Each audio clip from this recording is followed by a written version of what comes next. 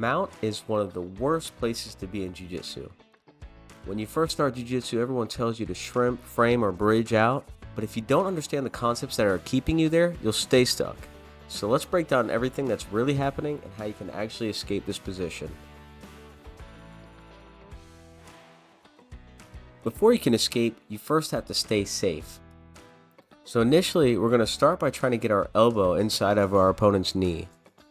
This is extremely important positioning because without it, our opponent is going to work to get an underhook and pull our arm away from our body to start attacking. The next most important thing is our hand positioning. We're going to be looking for two types of grips, either a cross hip grip with a forearm frame across the hip, or a 1-to-1 grip where we have one hand on each of our opponent's hips. The job of these grips is to keep our opponent from being able to climb high onto our chest from the mounted position. An important thing to note while we're framing is not to let our elbow go past the center line of our opponent. This gives them an opening to start taking our back and attacking arm bars and things like that. Now that we've got basic safety positioning down, we can talk about our escape options. Mount escapes are going to fall into one of two categories. Category 1, get your knees to your chest, one knee or both knees. These escapes are usually in the form of kipping escapes or knee and elbow escapes.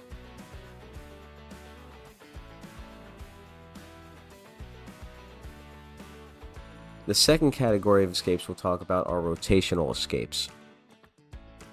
These escapes usually require us to get off our hips and turn our opponent all the way over, or we start the rotation in one direction and then turn back to finish the escape. So, the first escape we're going to learn is called the kipping escape. The kipping escape is extremely useful when our opponent is putting their weight on their elbows or hands. That's because when they put their weight there, they're making their hips light, which makes it easier for us to lift them. To start, we need to make sure that we have our good upper body frames in, and we're going to bridge to one side. If they have a cross face, we're going to go to the side that they're cross facing us toward. That way, we can relieve the pressure of the crossface and free our chin so we can move. Once our chin is free, we bring our head to our knees and our knees to our chest.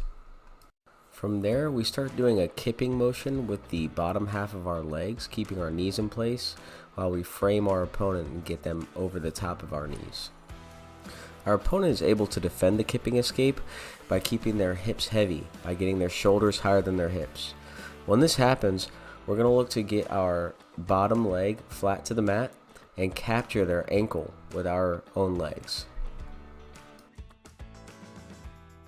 Once the ankle is captured, we're going to make a scissoring motion with our legs in order to capture their knee and put them back into a half guard scenario. Finally, we're going to look at a rotational escape, sometimes called a Gary Tonin escape. And this escape works really well when our opponent is doing a good job trapping our hips with their legs and still keeping their hips heavy enough that we can't do a kip. So what we do is we put our feet to the mat, we keep our elbow in good positioning so we don't get our back taken, and we start turning to one side. As we do this, we capture our opponent's ankle with our bottom hand so we don't get triangled on the way up, and we bring our opponent to their dead angle, the area where they don't have a post. If you guys start using those 3 escapes in your game, I promise you'll be escaping Mount more often. If you enjoyed this content and got some value out of this video, make sure you subscribe so you don't miss the next one. Thanks for watching.